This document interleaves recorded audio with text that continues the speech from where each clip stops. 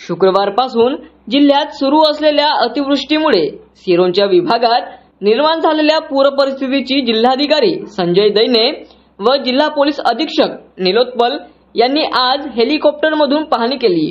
त्यांनी गोदावरी व प्राणहिता नदी व त्यावरील धर्मपुरी पुलाची पाहणी केली। जिल्हाधिकारी दैने यांनी पूर परिस्थिती ओसरल्यानंतर करावयाच्या उपाययोजनांसंबंधी तहसील कार्यालय सिरोंचा येथे तालुकास्तरीय यंत्रणेचा आढावा घेतला।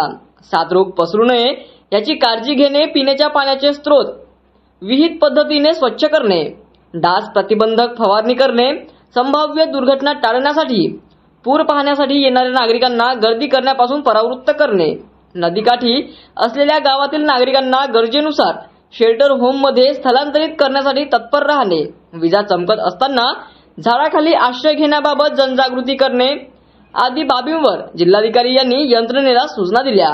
याप्रसंगी जिल्हा आपत्ती सल्लागार कृष्णा रेड्डी, उपविभागीय पोलीस अधिकारी संदेश नाईक, गटविकास अधिकारी अनिल कुमार पटले, तहसीलदार तोटावार तसेच तालुकास्तरीय यंत्रणेचे अधिकारी उपस्थित होते।